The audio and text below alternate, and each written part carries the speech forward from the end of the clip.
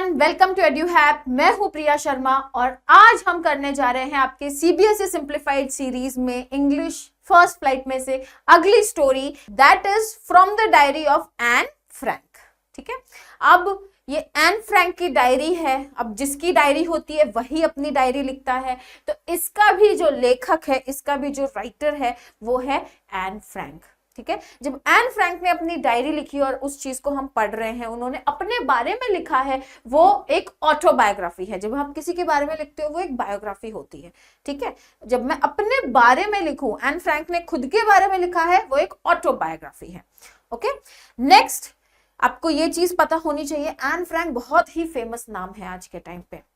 ठीक है, इनकी जो ये बुक है, एक्चुअली ये जो बुक इन्होंने लिखी थी डायरी, ठीक है, ये डायरी किसी की भी पर्सनल चीज होती है ना, पर्सनल पोजेशन होता है, वो दुनिया के लिए नहीं लिखता है कोई डायरी।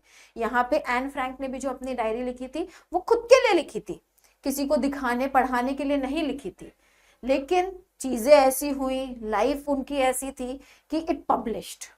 कैसे पब्लिश हुआ? उनके फादर ने आफ्टर सम टाइम ये डायरी पढ़ी एंड ही रियलाइज्ड कि ये चीज जानी चाहिए, ये लोगों के बीच में जानी चाहिए, and he publishes this under the name the diary of a young girl. ठीक है, इनकी जो ओरिजिनल बुक है, आपको जो स्टोर्स में मार्केट्स में मिलेंगी, वो है the diary of a young girl. और आपको यहाँ पे आपके बुक में ये किस नाम से है? From the diary of Anne Frank. ठीक है, तो ये एन फ्रैंक की कहानी है। आपके चैप्टर के लिए ये नाम दिया है, बट इसका actual name is the diary of a young girl. ठीक है, इस बुक से, इस नाम से आपको ये बुक मार्केट में मिलेगी। आपके बुक में इस स्टोरी का नाम है from the diary of Anne Frank. ठीक है, सबसे पहले हम देख लेते हैं अबाउट द कैरेक्टर्स, कि यहाँ पे आपको कौन से कैरेक्टर्स देखने मिलेंगे। अभी ये जो डायरी है ये तो काफी बड़ी डायरी है, इट्स लाइक अ नॉवल। ठीक है, नॉवल है ये, मार्केट में नॉवल के रूप में है, लेकिन यहाँ पे हमको डायरी का एक एक्सट्रैक्ट है। एक्सट्रैक्ट मतलब एक छोटा सा हिस्सा है वो डायरी में से, जो हमको हमारे करिकुलम में दिया हुआ है, हमारी बुक में दिया हुआ है। ठीक है, तो इसमें जो जो लोग आते हैं, तो सबसे पहले आती हैं एन फ्रैंक हरसेल्फ। ठीक है, एन फ्रैंक खुद है, उनकी खुद की डायरी है, वो इस कहानी में तो होंगी ही। ठीक है, तो एन फ्रैंक है। नेक्स्ट है जो वो अपनी बहन का नाम लेती हैं। नेक्स्ट है उनके अकॉर्डिंग उनकी बहन मार्गोट फ्रैंक, उनकी बहन का नाम है मार्गोट फ्रैंक। अगले होंगे उनके फादर ऑटो फ्रैंक। ठीक है, उनके फादर जर्मनी के ही एक बिजनेसमैन थे और he was the only survivor. उस पूरे परिवार में से वो अकेले थे जो बचते हैं कॉन्सेंट्रेशन कैंप में जाने के बाद। ठीक है, बाकी पूरा फैमिली, मतलब एन फ्रैंक, उनकी बहन, उनके मदर, सबकी डेथ हो जाती है। सिर्फ उनके फादर ही वापस आते हैं और उनको ये डायरी हैंडओवर कर दी जाती है। और फिर जब वो इसको पढ़ते हैं, वो बहुत ज्यादा इम्प्रेस होते हैं इस चीज को लेके, और वो सोचते हैं कि इट शुड गो आउट, लोगों को ये चीज पढ़नी चाहिए कि कैसे नाजीज के रूल के दौरान एक नॉर्मल जूइश फैमिली, एक नॉर्मल जूइश गर्ल का लाइफ था। ओके, नेक्स्ट है मिसेस फ्रैंक। मिसेस फ्रैंक का फर्स्ट नेम अगर मैं बताऊं तो it's Edith Frank, EDITH। Okay, so next is Mrs Frank. और हमारे यहाँ पे जो लास्ट कैरेक्टर होंगे, और यहाँ पे हमारे जो लास्ट कैरेक्टर होंगे वो है मिस्टर कीजिंग। अब मिस्टर कीजिंग कौन है? मिस्टर कीजिंग है एन फ्रैंक के मैथ्स टीचर। ठीक है, उनके मैथ्स टीचर हैं, और उनका अपने मैथ्स टीचर के साथ क्या रिलेशन था, क्या हुआ, क्या यहाँ पे स्टोरी है मिस्टर कीजिंग के साथ, वो हम आगे कहानी में देखेंगे। ओके, फिलहाल आप इतना समझ लो कि हम स्टोरी में ये सारे नाम देखने वाले हैं, और एक नाम है हर ग्रैंडमदर। ठीक है, उनकी ग्रैंडमदर के बारे में भी वो बात करती हैं। अब आपके टेक्स्ट बुक में before the chapter begins, before you read का एक सेक्शन है, देखोगे यहाँ पे बहुत बड़ा बिफोर यू रीड है। इन दिस स्टोरी बहुत बड़ा बिफोर यू रीड है। इट इज ऑल अबाउट, ये हिस्टोरिक है, एक रियल हिस्टोरिकल इवेंट है, तो उसके हिसाब से आई थिंक यहाँ पे बहुत बड़ा इंफॉर्मेशन दिया हुआ है। Let us read. Annelies Marie Anne Frank, 12 June 1929 to February March 1945, was a German-born Jewish girl who wrote while in hiding with her family and 4 friends in Amsterdam during the German occupation of the Netherlands in World War II. अब Anne Frank का पूरा नाम अगर आप देखेंगे तो यहाँ पे दिया हुआ है, इट्स एनालीज मारी फ्रैंक, एन फ्रैंक, ठीक है, इट्स एनालीज, एन क्या है, एनालीज का शॉर्ट है, एन फ्रैंक, एन एनालीज मारी Frank. Okay, she was born in the year 1929, 12th June 1929, and she died in the year 1945. और जो डेट है, जो मंथ है, वो क्लियर नहीं है because she died in concentration camp, और वहां पे कोई भी रिकॉर्ड नहीं है कि कब उनका डेथ हुआ, ठीक है। तो it's somewhere around in the month of Feb or in the month of March, that's why it's written as Feb March 1945। वो एक जर्मन बॉर्न जूइश गर्ल थी, जर्मनी में उनका जन्म हुआ था, जूइश फैमिली में जन्म हुआ था, और उन्होंने ये जो डायरी लिखी है, ये डायरी लिखी है वाइल हाइडिंग, ठीक है। अगर आपने एन फ्रैंक की कहानी सुनी होगी तो आपको पता होगा कि they were secretly hiding in a space. वो स्पेस कौन सा था, वो उनके फादर का ऑफिस बिल्डिंग था, ठीक है। वहां पे एक सीक्रेट रूम बना था, और वहां पे एन की family along with the friend, अब ये फ्रेंड कौन है, और एक फैमिली था और एक और पर्सन थे अलग से, देयर वर 4 अदर पीपल जो उनके साथ ये सीक्रेट रूम शेयर कर रहे थे, ठीक है, व्हाइल दैट टाइम। और this all happened during the German occupation of the Netherlands in World War second. ये कौन से टाइम पीरियड का है, वर्ल्ड वॉर सेकेंड का टाइम है, जहां पे they were in hiding and they were trying to save their lives. अगली चीज जो आपके टेक्स्ट बुक में दी गई है, एक फोटो है, और फोटो के साथ कुछ वर्ड्स है। क्या है, this is a photo as I would wish myself to look all the time, then I would maybe have a chance to come to Hollywood. अब ये एन का खुद की लिखी हुई वर्ड्स है, उनके खुद के लिखे हुए वर्ड्स है, डेट भी है 10 अक्टूबर 1942, है ना। एन फ्रैंक 10 अक्टूबर 1942 में वो 13 इयर्स ओल्ड की हुई थी, ठीक है। तो 10 अक्टूबर को उन्होंने ये फोटो के साथ कुछ लाइंस लिखी, और वो क्या है कि ये फोटो है और मैं विश करती हूं, मेरी ऐसी डिजायर है, मेरी ऐसी ख्वाहिश है कि मैं जैसी इस फोटो में नजर आ रही हूं, मेरी जिंदगी में मैं हमेशा ऐसी ही दिखूं। एंड एज शी सेड, वो जिंदगी भर ऐसी ही दिख रही हैं। कभी भी हम नहीं जानेंगे कि वो अगर बड़ी होती, अगर वो एल्डर हो जा, अगर वो अडल्ट होती, अगर उनकी उम्र ज्यादा होती तो वो कैसी दिखती, we don't know. She is like that only, और वो ऐसी ही होंगी हमेशा। जैसा उन्होंने विश किया वो सच हुआ, बट पॉसिबल नहीं हुआ उनके खुद के लिए, ठीक है। तो उनकी ये ख्वाहिश थी कि जैसी वो इस फोटो में नजर आ रही हैं, वो जिंदगी भर ऐसी ही नजर आए, तब जाके उनका कहीं नंबर होगा, तब जाके उनका कहीं चांस होगा कि उनकी बॉलीवुड में, बॉलीवुड नहीं हॉलीवुड में एंट्री हो जाए, then maybe I will have a chance to come to Hollywood, ठीक है। तो इससे क्या समझ में आता है, उनका क्या डिजायर था। उनको ये जो फिल्मी लाइफ थी ना, ये जो हॉलीवुड की दुनिया थी, ये जो चमक धमक थी, ये बहुत पसंद थी। She was a young girl, young teenage girl, तभी 13 इयर्स की हुई थी। She was a teenage girl and she desired for all the goodness, ठीक है। उनको सारी अच्छाई चाहिए थी। She wanted all the best things to happen to her, ठीक है, जो कोई भी नॉर्मल बच्चा, कोई भी नॉर्मल लड़की उस एज पे चाहेगी। Okay, next let us see, her family had moved to Amsterdam after the Nazis gained power in Germany, but were trapped when the Nazi occupation extended into the Netherlands. अभी आप पीछे map में देख सकते हो, आपको मैप नजर आ रहा है, ग्रीन रेड कलर में जर्मनी है और ब्लू कलर में नीदरलैंड्स है।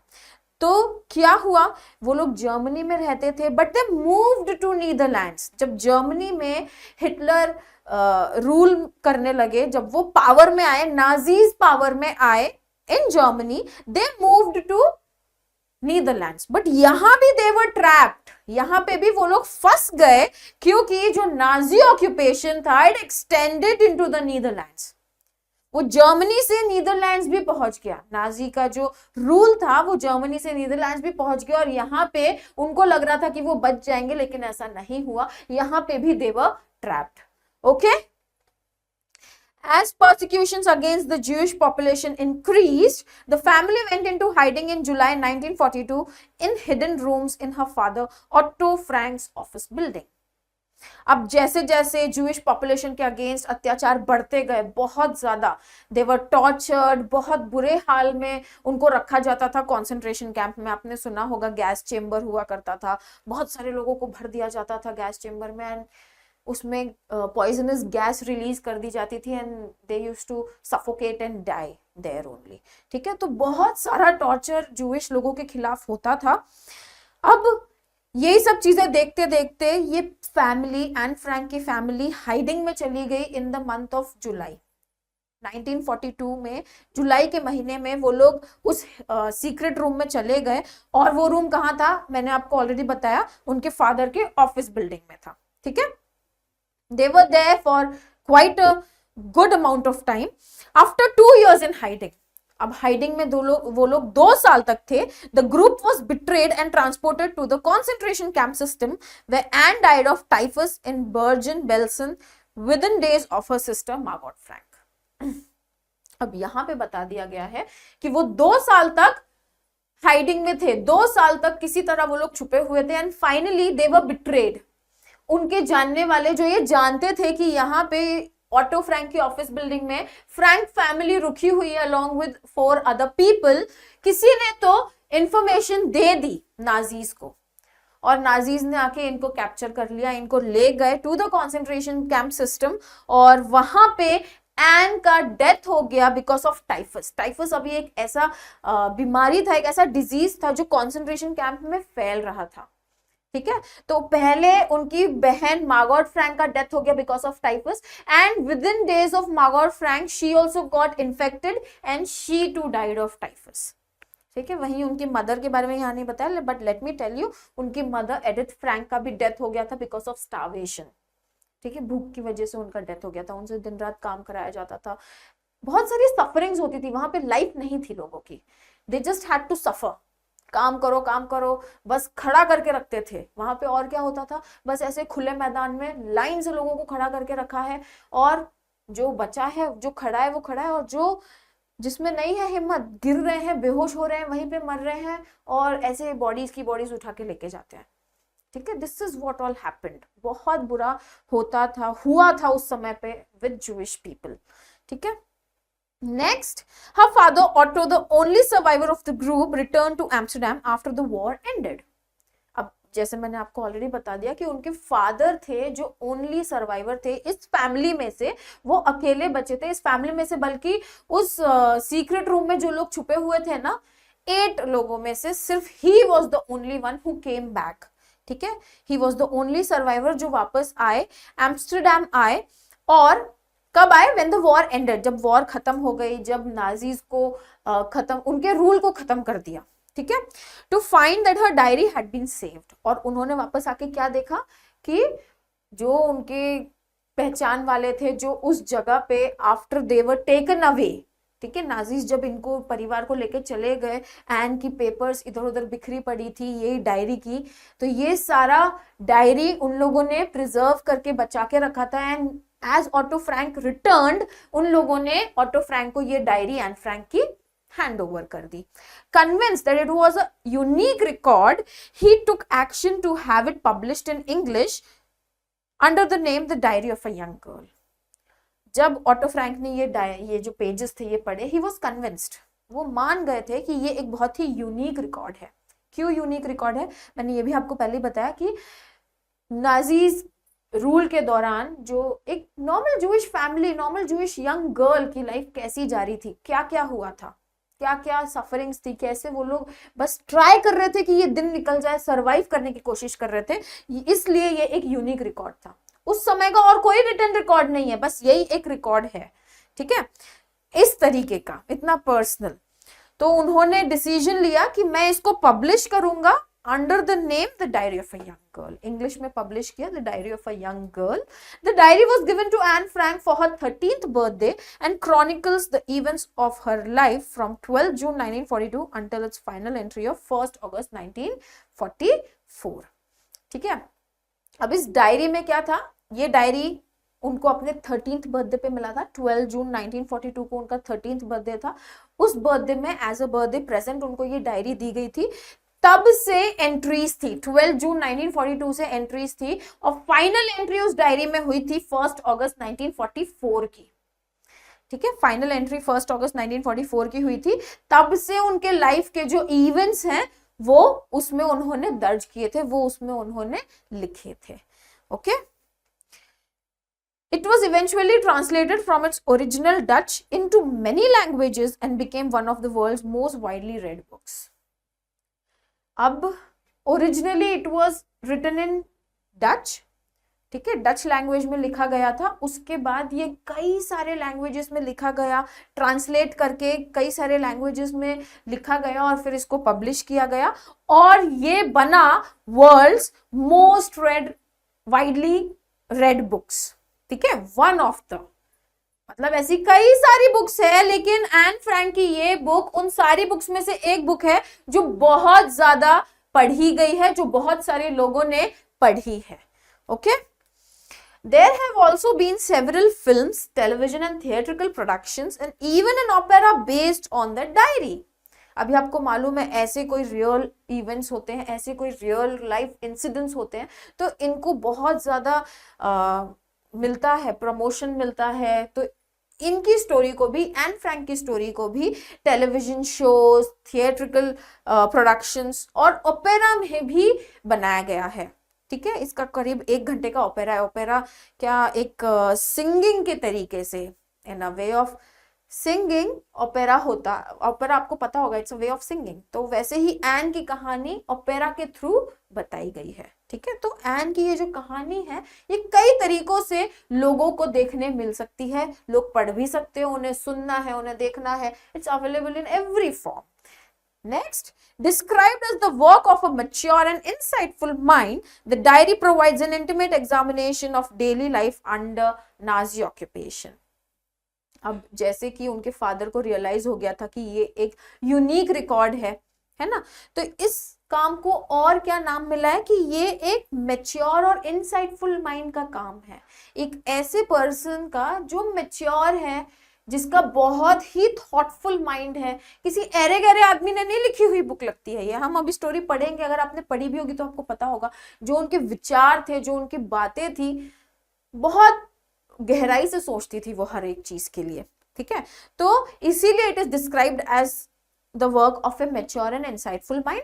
और ये डायरी हमको एक बहुत ही क्लोज एक्सपीरियंस बताती है कि कैसे डेली लाइफ थी under Nazi occupation, under Nazi rule. Okay, Anne Frank has become one of the most renowned and discussed of the Holocaust victims.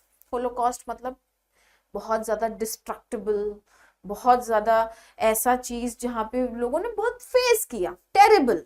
ठीक है, तो होलोकॉस्ट विक्टिम्स, ये जर्मनी के जो होलोकॉस्ट विक्टिम्स हैं उनमें एन फ्रैंक की जो डायरी है ये बहुत ज्यादा, it has become one of the most renowned, again one of the most renowned. बहुत सारी है होंगी और इसके अलावा भी, लेकिन her story is most renowned and discussed. उन सब में से बहुत ज्यादा फेमस, रेनाउंड इज फेमस, और बहुत ज्यादा डिस्कस, जिसके ऊपर बहुत सारी आर्ग्यूमेंट्स, बहुत सारी बातें, बहुत सारी चीजें हुई है। ठीक है, over this story. Now before you read ends, आपके बिफोर यू रीड में इतना ही है। Our first event from this story will be Anne Frank's first entry in the diary. अब आपके पास भी कोई डायरी आएगी, आप, एक बिगिनिंग होता है, हर चीज की एक शुरुआत होती है, आप कैसे उसमें कुछ लिखने वाले हो। तो वैसे ही यहाँ पे एन ने भी अपनी डायरी की शुरुआत की, लिखते हुए, अपनी डायरी को एड्रेस करते हुए एज किटी। ठीक है, वो अपनी डायरी में शुरुआत कर रही हैं अपने बारे में बताते हुए, और अपना एक्सपीरियंस कैसा फील हो रहा है उन्हें फर्स्ट टाइम डायरी में लिखते हुए, वो ये बता रही हैं कि ये जो लिखने का काम है, this thing of writing, it was a very strange exercise for her. उनके लिए भी एक बहुत ही अजीब सा, एक बहुत ही न्यू, एक बहुत ही डिफरेंट चीज थी जो आज तक उन्होंने की नहीं थी।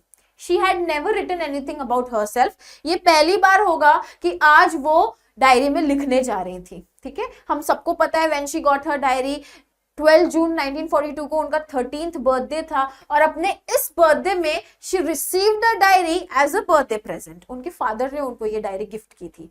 ठीक है, and she began writing her diary from that day itself. अभी उस दिन उन्होंने लिखा और उन्होंने एक लाइन कही है which is very important for you to note, paper has more patience than people। इसके ऊपर बहुत सारे क्वेश्चंस भी आते हैं, पेपर में आते हैं, आपके एग्जाम में आते हैं, आपको प्रैक्टिसिंग के दौरान भी काफी क्वेश्चंस इसमें दिखेंगे।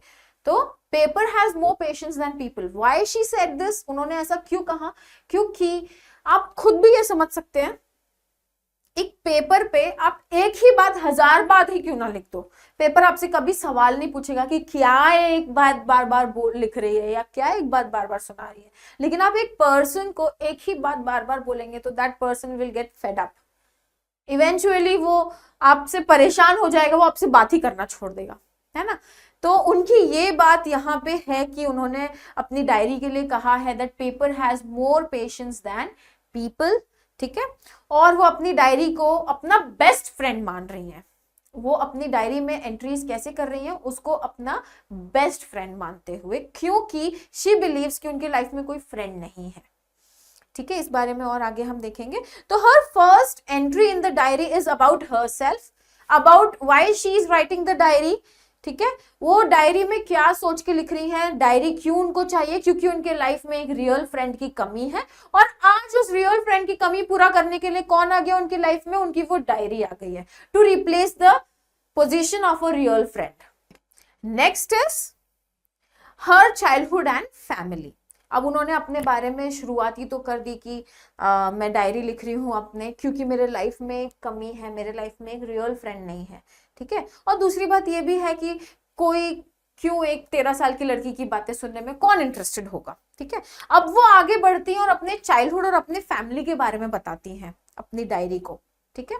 वो ये भी एक और चीज नोट करने वाली ये है कि वो बोलती है कि कोई और होता तो वो ये लिखता कि मुझे रियल फ्रेंड कैसा चाहिए, मुझे ट्रू फ्रेंड कैसा चाहिए, वो ये लिखता। लेकिन मैं ये नहीं लिखूंगी, मैं उन दूसरे लोगों की तरह मैं नहीं लिखूंगी, मैं तो अपनी लाइफ शेयर करूंगी, क्योंकि मैं तुम्हें ही, मैं इस बुक को, मैं किटी को अपना रियल फ्रेंड, अपना ट्रू फ्रेंड मान रही हूँ, ठीक है। शायद मैं भी जब कल बड़ी हो जाऊं तो मैं अपनी 13 ईयर पे क्या मेरे थॉट्स थे, क्या विचार थे, मैं भी शायद वो सब पढ़ने में इंटरेस्टेड ना रहूं, और ना मैं चाहती हूँ कोई और पढ़े, ठीक है। लेकिन मैं तुमको अपना अभी एक फ्रेंड मानूंगी, और आगे अगर कोई फ्रेंड आ गया मेरे लाइफ में, ऐसा कोई एक ऐसा पर्सन आ गया जिससे मैं कन्फाइड कर सकूं, जिसको मैं अपना फ्रेंड एक्चुअली मान सकूं, मैं उसे जरूर ये बुक पढ़ाऊंगी, तो मुझे वो सब चीजें कहनी नहीं पड़ेंगी जो लिखी हुई है, ओके। सो वो अपने अर्ली लाइफ के बारे में लिखने लगती हैं कि कहाँ उनका जन्म हुआ, उनकी फैमिली में कौन कौन है, और वो ये भी कहती हैं कि ऐसा नहीं कि मैं अकेली हूँ इस दुनिया में, कोई यकीन नहीं करेगा कि एक 13 साल की लड़की इस दुनिया में अकेली है,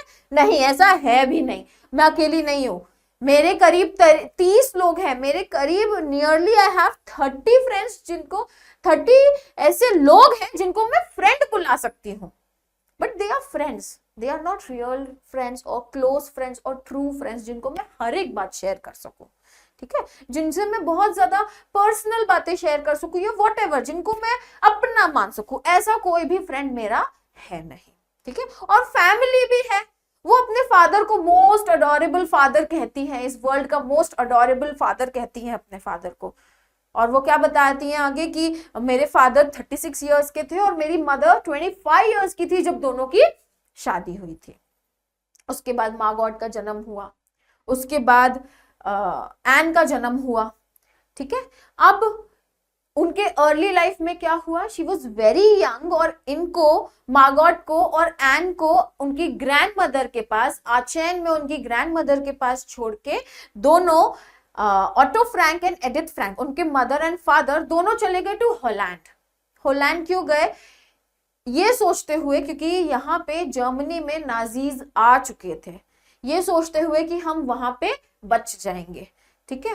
तो दे टुक रिफ्यूज इन हॉलैंड, लेकिन धीरे धीरे दे वर कैप्चर्ड देयर आल्सो। हमने ये देखा, हॉलैंड नीदरलैंड्स में पड़ता है, तो हम स्टार्टिंग में याद है हमने मैप देखा, जर्मनी था, नीदरलैंड्स था, वो लोग वहां पे मूव कर चुके थे, बट अनफॉर्चुनेटली वहां भी नाजी ऑक्यूपेशन बढ़ गया, वहां भी वो लोग पहुंच गए और वहां भी उन लोग को कैप्चर कर लिया गया, वो तो डिफरेंट चीज है।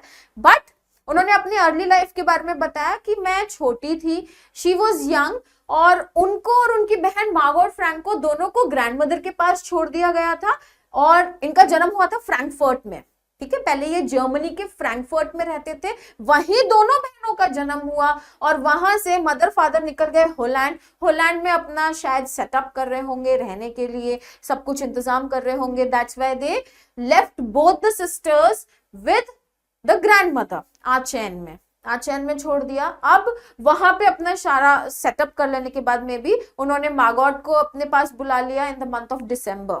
ये बात है 1933 की, ठीक है। 1933 में उन्होंने होलैंड में मार्गोट को अपने पास बुला लिया। उसके बाद उन्होंने अगले ही साल के दिसंबर के बाद जब फेब आया, फेब में मार्गोट का बर्थडे था और उनके बर्थडे प्रेजेंट के तौर पे एन को लाके टेबल पे रख दिया। शी वाज एब्रप्टली, उनके आपकी बुक में लिखा है एब्रप्टली मुझे उनके सामने टेबल पे रख दिया गया था एज अ बर्थडे प्रेजेंट। इसी के साथ उनका चाइल्डहुड और फैमिली वाला इवेंट होता है कंप्लीट। नेक्स्ट वो बताती है अपने स्कूलिंग के बारे में, एन्स स्कूलिंग, कि जब वो होलैंड पहुंची, होलैंड में पहुंचने के बाद ही उनको राइट अवे भेज दिया गया था मॉन्टेसरी नर्सरी स्कूल में। अब ये अर्ली स्कूल टाइम होता है जहाँ पे बच्चे को प्ले ग्रुप में, नर्सरी में भेजा जाता है। तो she was right away sent to Montessori nursery school और वहां से लेके अपने 6 इयर्स तक वो वहीं पे थी, ठीक है। अपने अर्ली इयर्स से 6 इयर्स तक वो वहीं पे थी और वहां पे उनकी मुलाकात मिसेस क्यूपरस से हुई, मिस क्यूपरस से हुई, जो स्कूल की हेडमिस्ट्रेस थी। और जब उनको वो स्कूल छोड़ के अपने हायर एजुकेशन के लिए दूसरे स्कूल में जाना था तो उन दोनों की ही आंखों में आंसू थे। मिस क्यूपरस और एन दोनों के ही आंखों में आंसू थे। This shows how attached she was to her teacher, और टीचर और एन का दोनों का कितना अच्छा रिलेशन था कि जब वो दोनों सेपरेट हो रहे थे दोनों की आंखों में आंसू थे। तो this is about her schooling. Next is her grandmother's death. अब आ जाता है डायरेक्टली 1941। 1941 जब उनका 12th बर्थडे आने वाला था। 12th बर्थडे उनका कुछ खास सेलिब्रेट नहीं किया गया था because grandmother was not well. Grandmother का कोई सर्जरी, कोई ऑपरेशन होने वाला था, ठीक है। हमने देखा ना बचपन में वो ग्रैंडमदर के साथ रहती थी, उनका ग्रैंडमदर के साथ भी बहुत अच्छा रिलेशन था। ओके, शी वाज बहुत अच्छे, बहुत अफेक्शनेट थी, ठीक है। ग्रैंडमदर और एन एक दूसरे को बहुत प्यार करते थे। अब जब 12th बर्थडे था 1941 में उनका बर्थडे अच्छे से सेलिब्रेट नहीं किया क्योंकि ग्रैंडमदर की ऑपरेशन होने वाली थी और इसीलिए उनका बहुत ही हल्का फुल्का सेलिब्रेशन हुआ। देन इन द ईयर 1942, जैन 1942 में उनकी ग्रैंडमदर की डेथ हो जाती है, ठीक है। She passed away in the month of Jain 1942, ठीक है। और उस साल आपको पता है 1942 12 जून 1942 को उनका 13th बर्थडे था। तो जब उनकी डेथ के बाद जैन में डेथ होती है और जून में जब इनका बर्थडे होता है एन फ्रैंक का, तो ये बर्थडे काफी अच्छे से सेलिब्रेट किया जाता है क्योंकि पिछले साल का बर्थडे अच्छा नहीं हुआ था। तो ऐसा होता है ना, हमारे साथ भी ऐसा होता है, पिछले साल अच्छा सेलिब्रेट नहीं किया था तो पेरेंट्स अगले साल सारी कसर पूरी कर लेते हैं। तो इनके साथ भी वैसे ही हुआ। जो इनका 13th बर्थडे था वो बहुत अच्छे से सेलिब्रेट किया, सबको बुलाया, थोड़ी अच्छी खासी ग्रैंड पार्टी नहीं बोल सकते but it was quite a good party, जहाँ पे काफी सारे लोग आए थे, फैमिली फ्रेंड्स में से काफी सारे लोग आए थे। और वो एक और बात बताती है कि उनके केक पे उनकी ग्रैंडमदर के लिए भी एक एक्स्ट्रा कैंडल जलाई गई थी, ठीक है। और इसी के साथ साथ वो ये भी बताती हैं कि ग्रैंडमदर के बारे में वो ज्यादा किसी से बात नहीं करती हैं बट वो अपनी ग्रैंडमदर को बहुत याद करती हैं, ठीक है। She remembers her a lot, लेकिन वो किसी से ज्यादा अपने ग्रैंडमदर के बारे में शेयर करती नहीं है, ठीक है। तो she had a good relation with her grandmother too. Next is her view about teachers.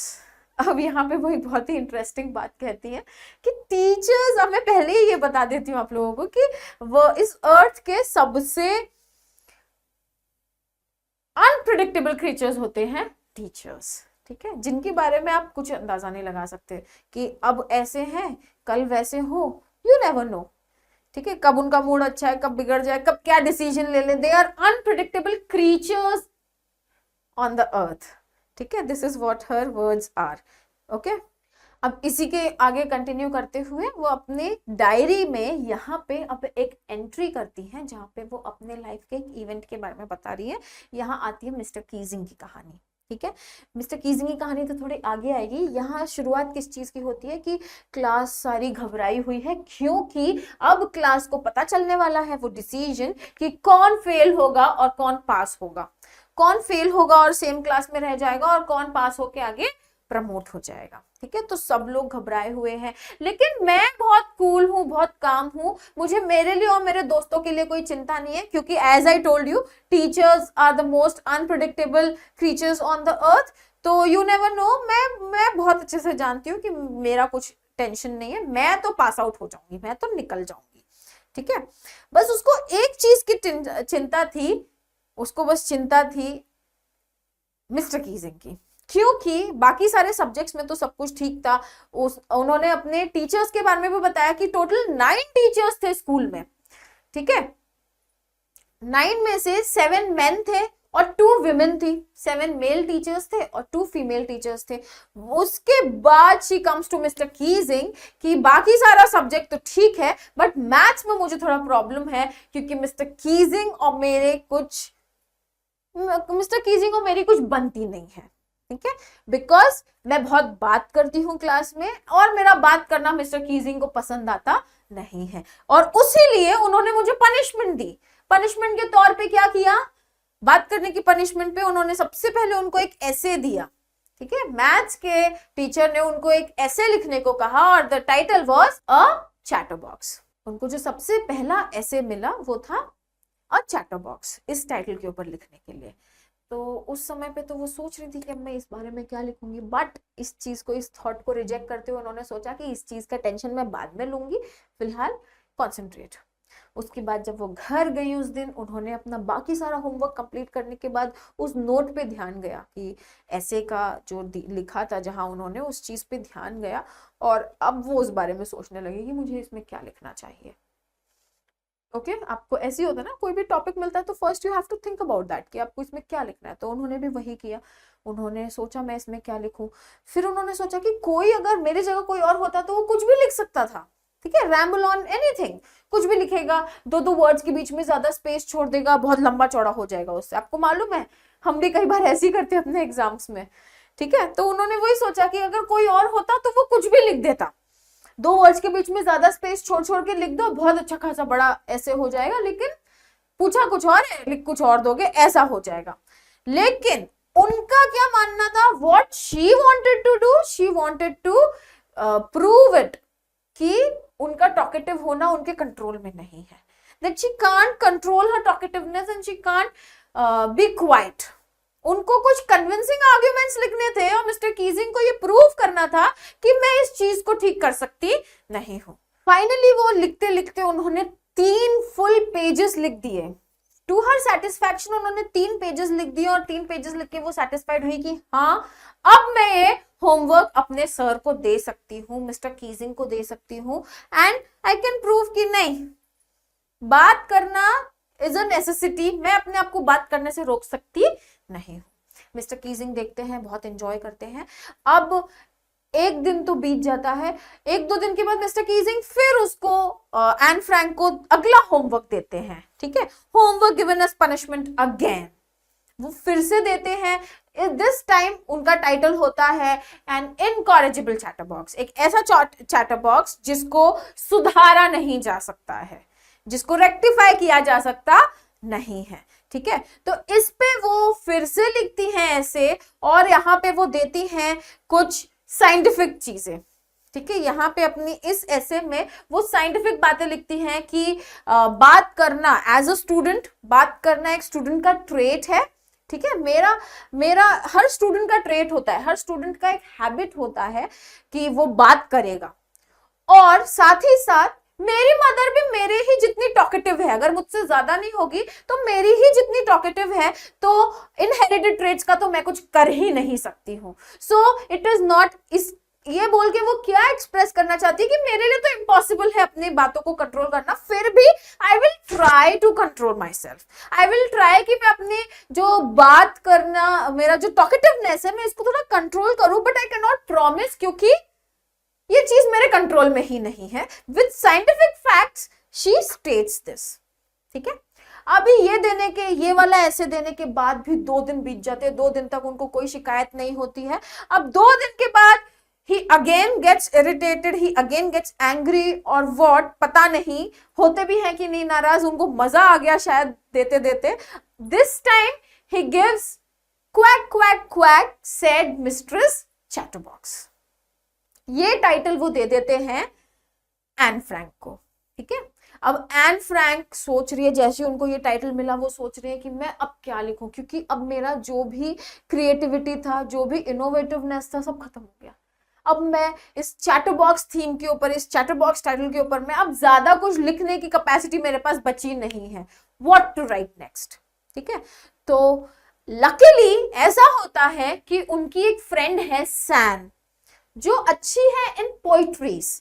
वो उनको ऑफर करती है कि मैं तुम्हें हेल्प कर सकती हूँ कि तुम्हारे ऐसे को वर्स में लिखें, हम ऐसे को पोएटिक फॉर्म में हम कन्वर्ट करें। और ये सुन के एन बहुत खुश हो जाती है, शी गेट्स वेरी हैप्पी कि बहुत मजा आएगा, शी लाइक्स दिस आइडिया, ठीक है। और इसी के साथ शी कंप्लीट्स हर नेक्स्ट ऐसे, quack quack quack said Mistress Chatterbox. Okay. Now Anne mocks Mr. Keesing amusingly with her homework. अब वो इस स्टोरी में, इस ऐसे में क्या लिखती है, इस ऐसे में वो कहानी लिखती है एक मदर डक की, ठीक है, एक फादर स्वैन है इस कहानी में, और उनके 3 बेबी डकलिंग्स हैं, ठीक है। मदर डक है, फादर स्वैन है और 3 बेबी डकलिंग्स हैं। और यहाँ पे क्योंकि तीनों बेबी डकलिंग्स बहुत ज्यादा क्वैक करते हैं, वो जो फादर स्वैन है वो अपने बच्चों को, वो अपने बेबीज को मार देते हैं, they are beaten to death, उनको खा जाते हैं, उनको काट लेते हैं, and they die because of their quacking. You know what quack is? Quack क्या है? क्वैक है साउंड ऑफ अ डक, ठीक है। तो वो बच्चे सारे क्वैकिंग कर रहे हैं और जो फादर है वो उनको मार देता है। तो व्हाट दिस मीन्स, एक तरीके से उन्होंने क्या किया है, वो अपने आप को वो डकलिंग कह रही हैं और मिस्टर कीजिंग को वो फादर स्वैन कह रही हैं कि जिन्होंने अपने बच्चों को मार दिया है because of their talkativeness, because of their quacking. But जब उन्होंने ये चीज दी, जब उन्होंने ये ऐसे लिख के मिस्टर कीजिंग को दिया, मिस्टर कीजिंग ने लकीली इस चीज को एक पॉजिटिव वे में लिया, गलत तरीके से नहीं लिया, और ये पढ़ के भी उन्होंने बहुत एंजॉय किया। ये पूरी क्लास को उन्होंने रिसाइट की, दिस जो ये वर्स, जो पोइट्री उन्होंने बनाई थी, पूरी क्लास को रिसाइट की। उसके बाद उसमें अपने भी कमेंट्स ऐड किए और बाकी सारे क्लासरूम्स में भी, बाकी सारे क्लास में भी जाके उन्होंने एन की ये वाली पोइट्री सबको सुनाई, ठीक है। उसके बाद एन बताती हैं कि फिर कभी मिस्टर कीजिंग ने उनको टोका नहीं, ना ही उन्हें कोई होमवर्क दिया एज पनिशमेंट, ठीक है। और इसी के साथ she ends writing yours N.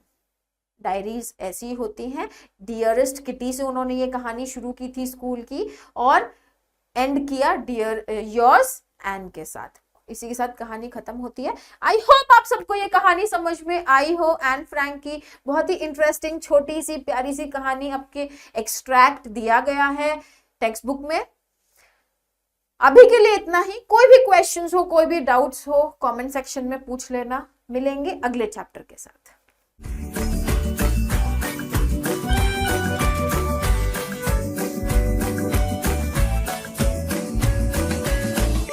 Download the app now.